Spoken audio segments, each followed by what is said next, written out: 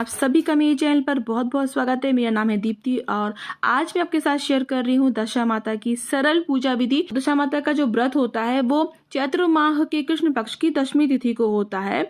घर की दशा सुधारने वाला यह व्रत होता है।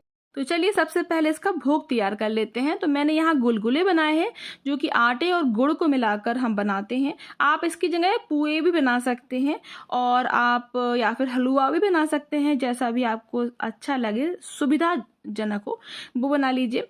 तो मैंने यहाँ पर गुलगुले बनाकर रेडी कर लिए हैं और अब हम इसकी पूजा करेंगे। ये जो पूजा है, इसकी जो पूजा होती है वो पीपल के वृक्ष की होती है। तो आपके घर के पास कोई मंदिर हो या फिर पीपल का वृक्ष हो तो वहां जाकर भी आप समूह में पूजा कर सकते हैं। पर अगर आपको पीपल का वृक्ष ना मिले, किसी भी कारण से पीपल का वृक्ष अगर ना मिले, तो आप बिल्कुल भी चिंता मत कीजिए। आप एक पीपल के पत्ते से भी ये पूजा कर सकते हैं। आपको कहीं पर भी पीपल के पेड़ के नीचे पत्ता टूटा हुआ मिल जाएगा आसानी से।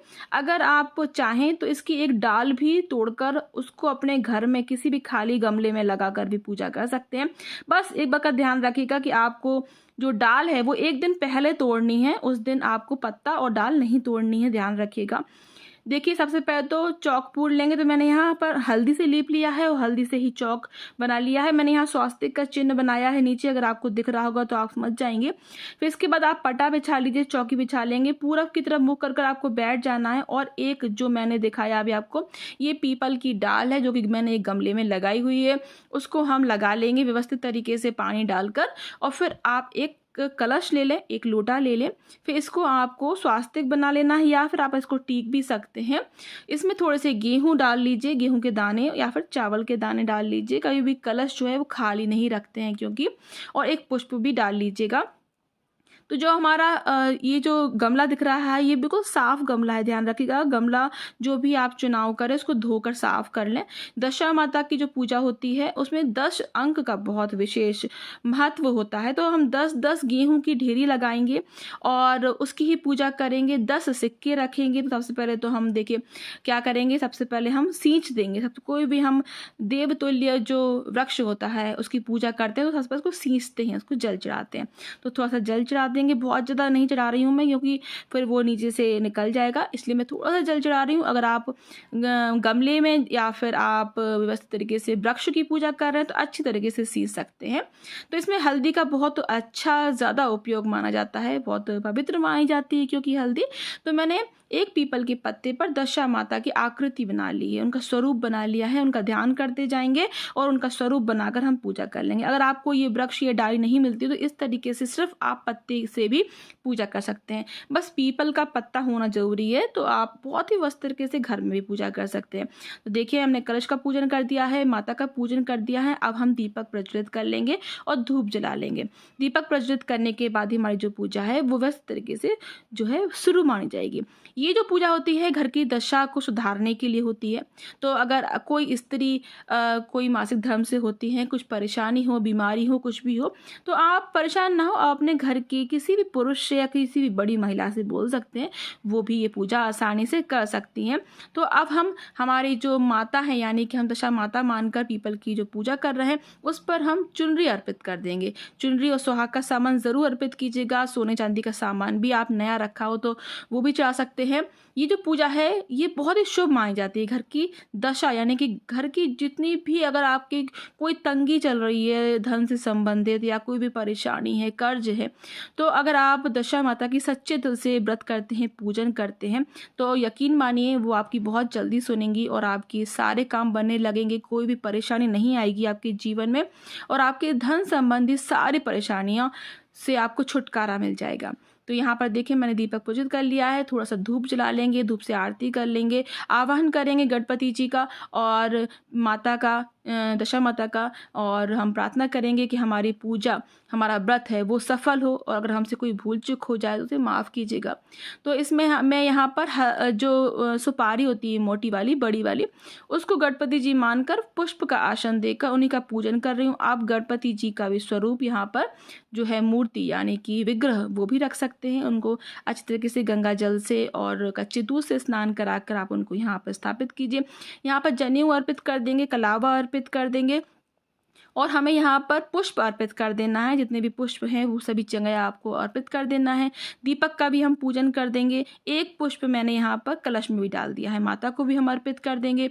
यहाँ पर डोरा कैसे बनाना है वो भी मैं आपको बताऊंगी, तो वो पूरा आपको जो जानकारी है पूरी वो मिल जाएगी। और इस वीडियो को आप पूरा देखिएगा अंत तक, तो आपको जो भी इसके नियम हैं वो भी मैं बताती जा रही हूँ, इसलिए आप सुनते जाइएगा, तो आपको सभी जानकारी एक साथ ही एक ही वीडियो के माध्यम से मिल जाएगी।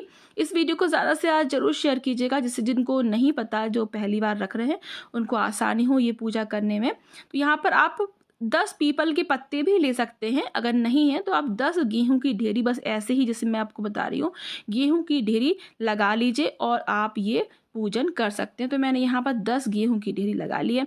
बहुत ही आसान होती है, बिल्कुल भी इसमें डरने की बात नहीं है कि हम पूजा कैसे करेंगे। बहुत ही सरल पूजा होती है।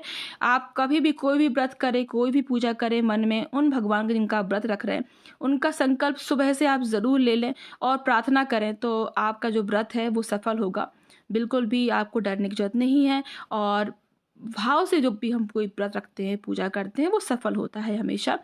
तो यहाँ कच्चा सूत मैंने ले लिया है। कच्चा सूत की आपको यहाँ पर आपको दिख रहा होगा, इस धागे में ऑलरेडी 10 धागे हैं। अगर आपके धागे में 10 धागे इकट्ठे नहीं हैं उसमें, तो आप अलग से 10 धागे कर लीजिए और 10 गठाने बांध लीजिए। तो मेरी जो ये जो धागा है ये मैं दशा माता के नाम से ही लेकर आई थी मार्केट में। तो मार्केट में इस धागे मिल जाते हैं कच्चे सूत के, इसमें 10 तार होते हैं। तो अब हमने 10 इसमें गठान लगा लिए, उसको थोड़ा सा हम गीला कर लेंगे हल्दी वाले पानी से और इसको पीला कर लेंगे। तो हमारा जो डोरा है, यानी कि जो हमें गले में बांधना है, वो तैयार हो जाएगा। आप चाहें तो इसको अपने जो मंगलसूत्र या फिर जो भी चेन वगैरह आप गले में पहने उसमें भी बांध सकते हैं, या फिर इसको पहन भी सकते हैं। इसका भी हम पूजन करेंगे। और 10 सिक्के आपको ध्यान रखना है, 10 सिक्के भी रखना है, 10 भोग भी रखना है। ध्यान रखिएगा, इसका पूजन हम कर रहे हैं। इसको बाद में आप पूजा करने के बाद गले में धारण कर लीजिएगा। अगर आप पूरे साल नहीं पहन पा रहे हैं इसको, तो आप इसको अपने गले में एक दिन, जिस दिन पूजा कर रहे हैं उस दिन पहन कर रखिए। फिर आप उतार कर इसको तिजोरी में रख सकते हैं। और जो आपने पत्ता में दशा माता बनाई है उनको भी आप तिजोरी में अपने लॉकर में रखिए। बहुत ही शुभ माना जाता है, बहुत पवित्र माना जाता है। आपका जो लॉकर है वो हमेशा धन धान से भरा रहेगा। अब हमने यहाँ पर सुहाग का सामान अर्पित कर दिया है। और जो कच्चा सूत है उससे 10 परिक्रमा जरूर लगा लीजिएगा और वो भी हम वृक्ष में बांध देंगे। और कहानियाँ 10 हमें जरूर पढ़नी है। इसकी जो पूजा है, इसका जो व्रत है वो 10 दिन तक चलता है। तो आप 10 कहानियाँ भी इसकी सुन लीजिए, पढ़ लीजिए। और यहाँ पर देखिए आपको 10-10 टिक्कियाँ लगानी है। तो हल्दी से, रोली से, मेहंदी से, काजल से, हम सभी से 10-10 टिक्कियाँ लगा लेंगे और माता का स्मरण करेंगे। माता की कहानियाँ, माता के भजन, माता की आरतियाँ जो है वो हम मन में स्मरण करते रहेंगे। और बहुत धूमधाम से हम दशा माता की पूजन करेंगे। दशा माता की पूजा करना, अगर आप व्रत भी नहीं रख पा रहे हैं किसी कारण से, तो आप पूजा जरूर कीजिएगा। दशा माता सच की साची होती है, वो आपकी विनती, आपकी जो मजबूरी है उसको समझेंगी। इसीलिए आप बस पूजा कीजिए अच्छे सच्चे दिल से। तो माता को आप सभी चीज़ें अर्पित करते जाइए और 10-10 टिक्कियाँ लगाते जाइए। 10-10 का बहुत महत्व है, इस बात का ध्यान रखिएगा। तो ये देखिए मैंने हल्दी से, रोली से, काजल से और मेहंदी से 10-10 टिक्कियाँ लगा ली। आप महावर भी लगा सकते हैं 10-10 टिक्कियों में, जैसे हम गणगौर में करते हैं तो उसमें हम 16-16 करते हैं, इसमें आपको 10-10 करना है। तो उसकी वीडियो भी जल्दी मैं शेयर कर दूंगी। अगर आपके पास कच्चा सूत नहीं है तो आप कलावे से भी बना सकते हैं। कलावा जो है कच्चा सूत की जगह कलावा का इस्तेमाल भी कर सकते हैं। तो 5 या 7 सुहाग का सामान जरूर अर्पित कीजिएगा। आपका जो पुराना वाला डोरा होगा उसको आप यहीं पर है, माता के जो मिट्टी है ना, जो पीपल की, उसमें गड़ा दीजिएगा। तो ये देखिए हमारे यहाँ पर ये जो नारंगी वाला सिंदूर होता है, पीला वाला, तो उसको अर्पित जरूर किया जाता है, उसी से सुहाग लिया जाता है। तो अगर आपके यहाँ भी ऐसा होता हो तो आप ज़रूर कीजिएगा।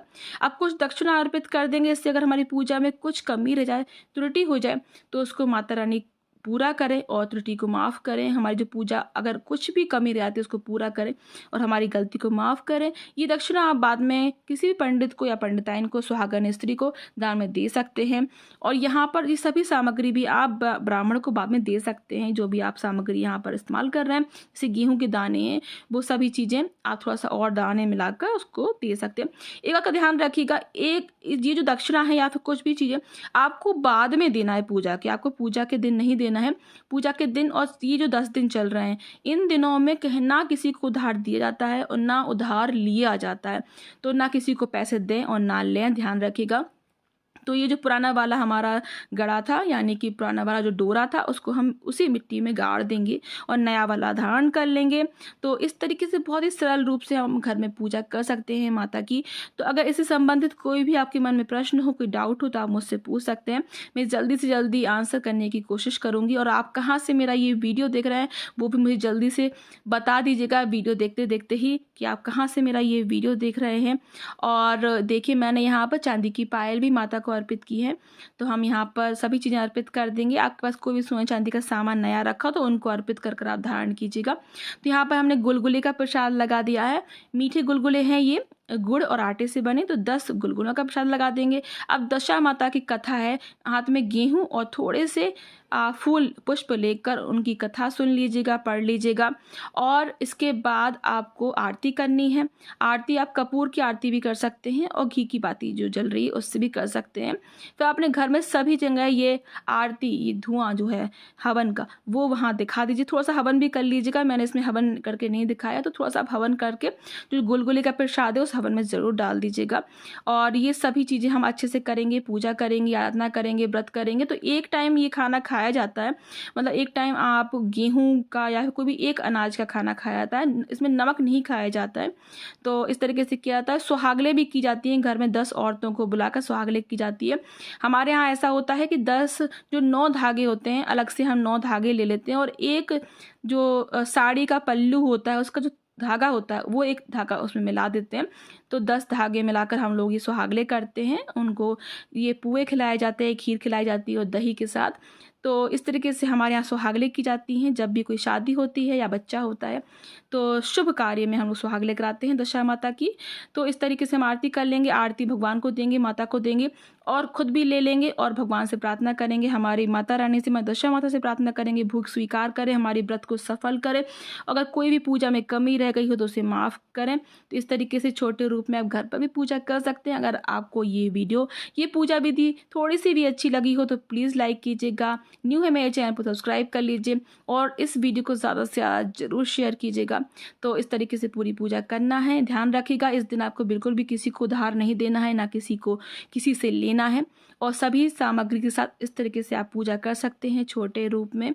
और पूरी पूजा होने के बाद आप ये जो सामग्री है, सभी चीज़ें हैं, आप शाम के टाइम उठा सकते हैं, थोड़ा सा गंगा जल छिड़क कर, थोड़ा सा पटाई को हिलाकर। तो आज का ये वीडियो मैं ही समाप्त करती हूँ। आसन पर थोड़ा सा जल जरूर छोड़ दीजिएगा। आप सभी का बहुत बहुत धन्यवाद।